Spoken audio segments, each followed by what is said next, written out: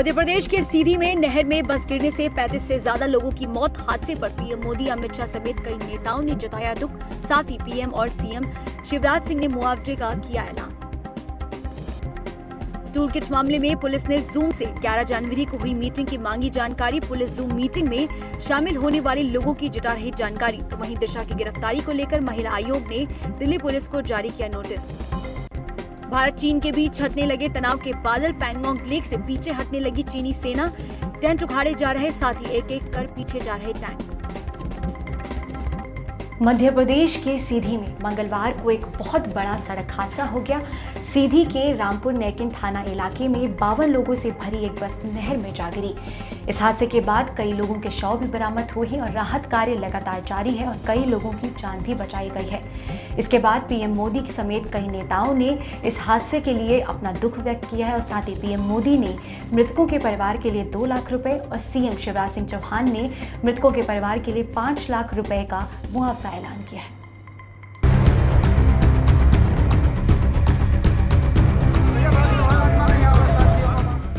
मध्य प्रदेश के सीधी जिले में यात्रियों से भरी बस अनियंत्रित होकर नहर में जा गिरी और गहरे पानी में समा गई। इस हादसे का शिकार बने अब तक 35 से ज्यादा लोगों के शव निकाले जा चुके हैं। बताया जा रहा है कि सीधी से सतना की ओर जा रही बस में लगभग 52 यात्री सवार थे। तभी बस रामपुर थाना क्षेत्र में मंगलवार की सुबह लगभग 7:30 बजे बाणसागर बांध की नहर में अनियंत्रित होने के बाद जा समाई। नहर में पानी बहुत अधिक होने के कारण बस पूरी तरह पानी में डूब गई। सीधी में हुए बस हादसे ने हर किसी को दुखी कर दिया है। वहीं प्रधानमंत्री नरेंद्र मोदी ने भी इस हादसे पर दुख जताया है। प्रधानमंत्री नेशनल रिलीफ फंड की तरफ से मृतकों के परिजनों को 2 लाख रुपए का मुआवजा दिया जाएगा। साथ ही घायलों को 50,000 रुपए की सहायता दी जाएगी। वहीं इस मामले में राज्य के मुख्यमंत्री शिवराज सिंह चौहान ने मृतकों के परिजनों के लिए 5 लाख रुपए की सहायता राशि देने की बात कही है। इस दुखद घटना में, दुर्भाग्यपूर्ण घटना में जो हमारे भाई बहन नहीं रहे,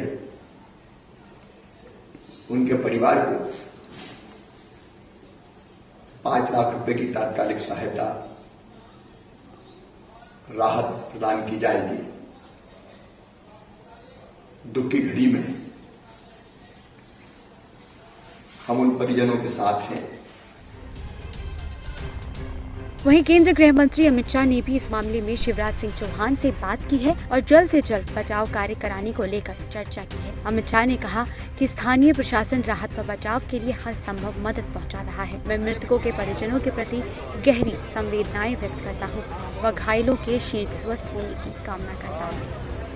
जानकारी के मुताबिक जिस समय यह हादसा हुआ, बस सीधी से सतना जा रही थी। साइड लेने के दौरान वह पुलिया से सीधे नहर में जा गिरी। घटना की खबर मिलते ही आसपास के ग्रामीण और दूसरे लोग बस में फंसे लोगों की मदद में जुट गए। घटना की जानकारी मिलते ही एसडीआरएफ और गोताखोरों ने मौके पर पहुंचकर बचाव कार्य शुरू किया। घटना की जानकारी लगते ही बस में सवार लोगों के स्वजन भी मौके पर पहुंच रहे हैं। मौके पर कोहराम मचा हुआ है।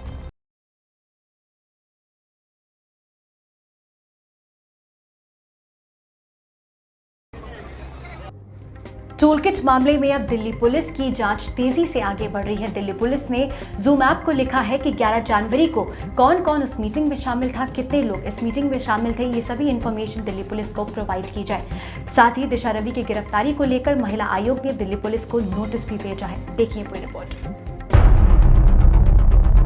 26 जनवरी को हुई हिंसा के बाद सामने आई टूलकिट को लेकर रोज नए खुलासे हो रहे हैं। अभी हाल ही में दिल्ली पुलिस ने टूलकिट से संबंध होने को लेकर दिशा रवि को गिरफ्तार किया है, जिससे पुलिस पूछताछ कर रही है। वहीं अब जूम मीटिंग ऐप को भी दिल्ली पुलिस ने लिखा है और जानकारी मांगी है। दिल्ली पुलिस ने जूम से 11 जनवरी को हुई ऑनलाइन मीटिंग की पूरी जानकारी मांगी है। दिल्ली पुलिस कमिश्नर ने इस मामले में कहा है कि अभी जाँच जारी है। मैं तो यही कहूँगा कि अभी इन्वेस्टिगेशन की शुरुआत जी, इन्वेस्टिगेशन में नाम जो खुलेंगे, अभी हम प्रीमेच्योरली कुछ कहें आपसे, वो ठीक नहीं है। दिल्ली पुलिस ने जूम से पूछा है कि 11 जनवरी को हुई मीटिंग में कितने लोग शामिल थे। आपको बता दें कि किसानों के प्रदर्शन से जुड़ी टूल किट साझा करने के आरोप में बॉम्बे हाईकोर्ट की वकील निकिता जैकब और शांतनु के खिलाफ दिल्ली की एक अदालत ने गैर जमानती वारंट जारी किया है। इस टूल किट को एडिट करने और इसे सोशल मीडिया पर साझा करने के आरोप में पहले ही पर्यावरण कार्यकर्ता दिशा रवि की गिरफ्तारी हो चुकी है। निकिता ने बॉम्बे हाईकोर्ट में ट्रांजिट जमानत याचिका दायर की है। पुलिस सूत्रों के मुताबिक उस दिन की मीटिंग में 50 से 60 लोग शामिल थे और 26 जनवरी को ही हिंसा टूल किट में निर्धारित स्क्रिप्ट पर ही आधारित थी। पुलिस फिलहाल मामले की जांच कर रही है। इस मामले में दिशा रवि की गिरफ्तारी पर दिल्ली महिला आयोग ने दिल्ली पुलिस को नोटिस भी भेजा है।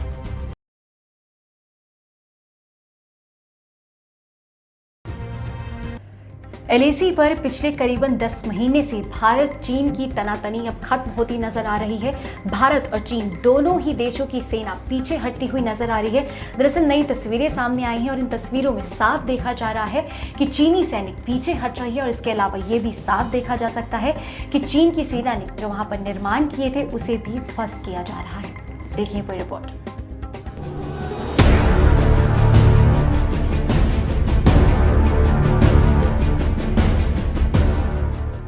भारत और चीन के बीच चले भारी तनाव के बाद दोनों सेनाओं में डिसएंगेजमेंट यानी पीछे हटने की प्रक्रिया शुरू हो गई है। पूर्वी लद्दाख में पैंगोंग लेक इलाके में डिसएंगेजमेंट की प्रक्रिया जारी है। भारतीय सेना ने इसका एक वीडियो जारी किया है। वीडियो में साफ दिख रहा है कि पीपल लिबरेशन आर्मी के जवान न केवल अपने टेंट उखाड़ रहे हैं बल्कि अपने टैंक भी पीछे लेकर जा रहे हैं। यही नहीं, फिंगर 8 से आगे बढ़कर चीनी सेना ने जो अस्थायी निर्माण कर लिया था उसे भी वे गिरा रही है। इस समझौते के मुताबिक चीन की सेना पैंगोंग लेक के फिंगर 8 के पीछे अपनी पुरानी जगह पर लौट जाएगी और भारत की सेना भी फिंगर 3 के पास अपनी धनसिंह पोस्ट पर लौट जाएगी। एक बार सेनाओं के पीछे चले जाने के बाद राजनयिक और सैन्य बातचीत होगी। इस दौरान दोनों पक्षों के बीच सहमति बनने के बाद ही गश्त फिर से शुरू होगी। बता दें कि पैंगोंग झील के दक्षिण में जहां दोनों देशों की सेनाएं बिल्कुल आमने सामने थी, वहां से भी सेनाएं पीछे हटने लगी हैं। यहां कुछ स्थानों पर दोनों देशों के टैंक करीब 100 मीटर के फासले पर तैनात थे। दोनों देशों के बीच वास्तविक नियंत्रण पर करीब 10 महीने तक सैन्य गतिरोध रहा।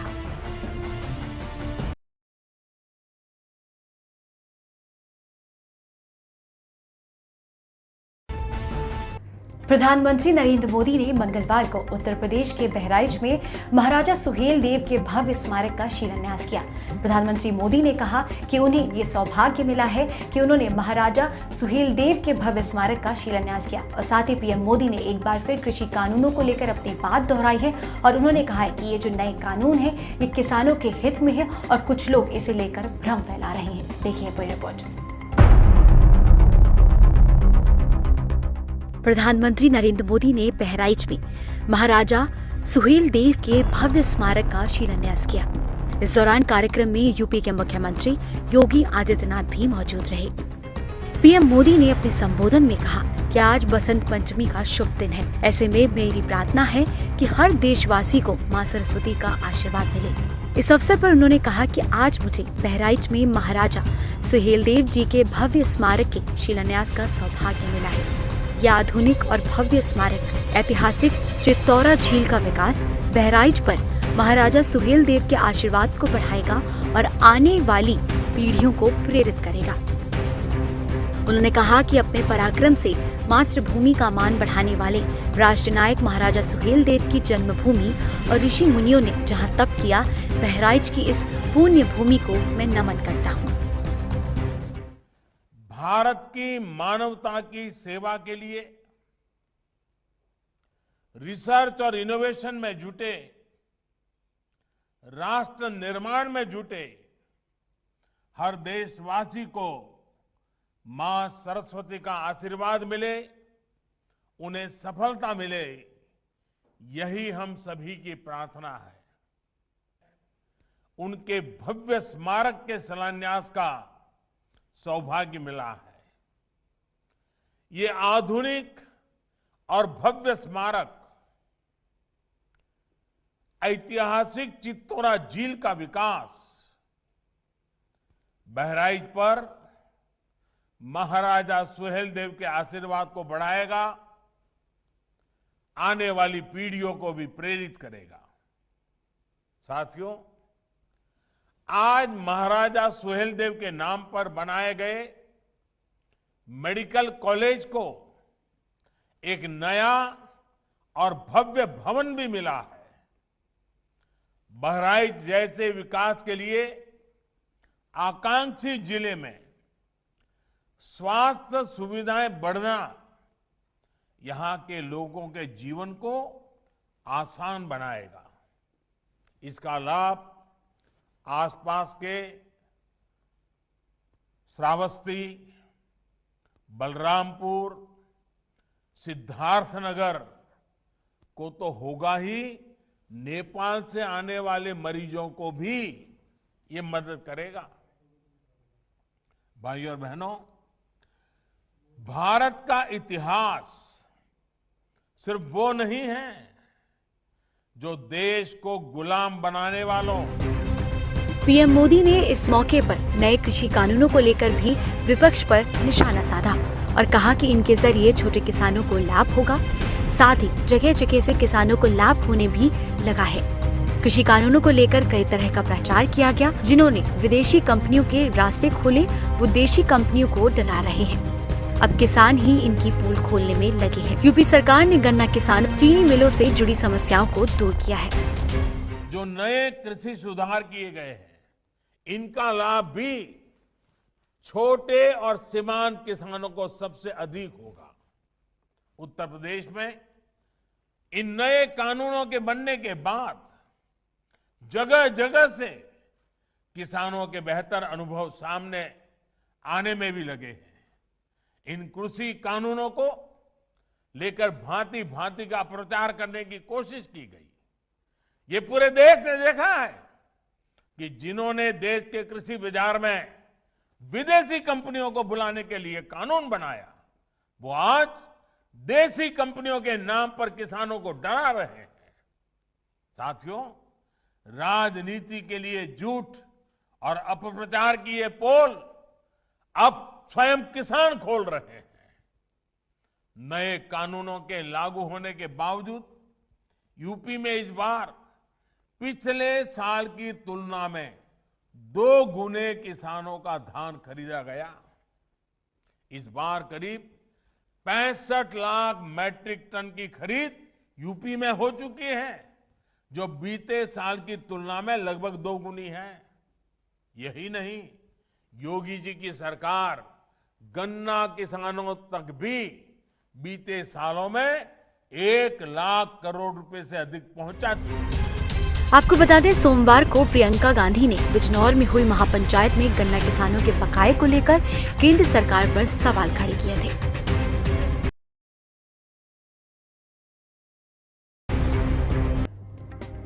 दिल्ली के गाजीपुर बॉर्डर पर किसान अब भी डटे हुए हैं और वो प्रदर्शन कर रहे हैं। इसी बीच बसंत पंचमी के अवसर पर वहां पर किसानों ने आज हवन किया और बसंत पंचमी का त्योहार मनाया। और किसानों का कहना है कि वो यहां पर डटे रहेंगे, इसलिए होली आने वाली है तो उन्होंने होली की भी तैयारियां शुरू कर दी है। देखें पूरी रिपोर्ट। कृषि कानून के खिलाफ दिल्ली की सीमाओं पर किसानों का विरोध प्रदर्शन जारी है। ऐसे में आज बसंत पंचमी के मौके पर गाजीपुर बॉर्डर पर होली के त्योहार देखते हुए 5 लकड़ी और उपले रखे गए हैं। बॉर्डर पर आज सुबह हवन किया गया ताकि पर्यावरण में शुद्धि हो। वहीं अब से ठीक 1.25 महीने बाद होली का त्योहार देश भर में मनाया जाएगा। ऐसे में बॉर्डर पर बैठे किसान भी होली मनाने की तैयारी कर रहे हैं। बसंत पंचमी का किसानों के लिए बहुत बड़ा अहम पर्व भी होता है। कारण यह है कि भाई जिस तरीके से पतझड़ के बाद में नई कोपले, नई फसल तैयार होने लगती है, बड़ी उम्मीद किसान उससे करता है कि भाई अब की बार जो हमारा अन्न है, धन धान्य से हमारा जो है खेत लहराते रहें। तो आज हवन यज्ञ करने के बाद में और जो बसंत रखा जाता है होली का दहन के टाइम पे जो है, जिसको होली जलाई जाएगी, वो 100 महीने बाद जो है जो होली होगी उसका दहन यहाँ किया जाएगा। क्या होली यहीं मना के जाएगा किसान? बिल्कुल, अगर सरकार नहीं मानेगी तो होली तो मनेगी, क्योंकि अब बसंत तो रखा गया, होली का दहन तो यहाँ निश्चित हो गई होगा। हालांकि होली बसंत ऋतु में मनाई जाती है और ये त्योहार हिंदू पंचांग के अनुसार फाल्गुन मास की पूर्णिमा को मनाया जाता है। वहीं किसानों ने भी बौद्ध पर बसंत पंचमी के मौके पर हवन किया। दरअसल 3 नए कृषि कानूनों के खिलाफ किसान पिछले 26 नवंबर से राष्ट्रीय राजधानी की कई सीमा पर विरोध प्रदर्शन कर रहे हैं और सरकार से ये मांग कर रहे हैं कि 3 कृषि कानूनों को रद्द किया जाए।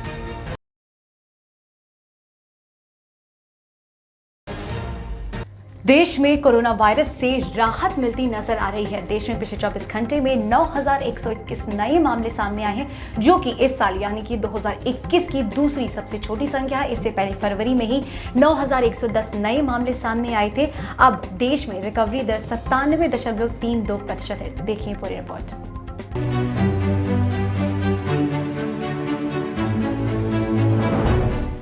देश में कोरोना से राहत मिलती नजर आ रही है। मंगलवार सुबह स्वास्थ्य मंत्रालय के जारी किए गए आंकड़ों के हिसाब से दैनिक मामलों में लगातार गिरावट के बीच पिछले 24 घंटों में केवल 9,121 नए मामले दर्ज हुए हैं, जो कि इस साल का दूसरा सबसे छोटा आंकड़ा है। इसके साथ ही मंगलवार को देश में मामलों की कुल संख्या 1,09,25,710 हो गई है। बीते एक महीने से देश में रोजाना मामलों की संख्या 15,000 से कम दर्ज हो रही है। वहीं करीब 1.5 महीने से मौतों का आंकड़ा 200 से नीचे दर्ज हो रहा है। बीते 9 फरवरी को देश में 9,110 नए मामले दर्ज हुए थे, जो कि इस साल के सबसे कम दैनिक मामले थे। वहीं पिछले साल 3 जून को साल 2020 के सबसे कम 9,633 मामले दर्ज किए गए थे। कोविड-19 से हुई मौतों की बात करें तो स्वास्थ्य और परिवार कल्याण मंत्रालय ने कहा है कि पिछले 24 घंटों में 81 रोगियों की मौत हुई है। इसके बाद मरने वालों का कुल आंकड़ा 1,55,813 हो गया है। इसी अवधि में 11,805 लोग डिस्चार्ज भी हुए हैं। इसके साथ ही डिस्चार्ज हुए रोगियों की कुल संख्या 1,06,33,025 हो गई है। वहीं देश में अभी 1,36,872 एक्टिव केसेस हैं। कोविड से रिकवरी की दर 97.32% हो गई है। वहीं मृत्यु दर 1.43% हो गई है। मंत्रालय ने यह भी कहा है कि सोमवार को 6,15,664 सैंपल्स का परीक्षण किया गया था। ICMR के मुताबिक अब तक कुल 20,73,32,298 सैंपल्स का परीक्षण किया जा चुका है। आपको बता दें कि कोविशील्ड और कोवैक्सीन को मंजूरी मिलने के बाद 16 जनवरी से शुरू हुए टीकाकरण अभियान के तहत अब तक 87,20,822 वैक्सीन डोज दिए जा चुके हैं। केंद्रीय स्वास्थ्य मंत्रालय की माने तो टीकाकरण के मामले में भारत दुनिया का सबसे तेज देश बन गया है, जबकि कई देश भारत से पहले ही टीकाकरण अभियान शुरू कर चुके थे।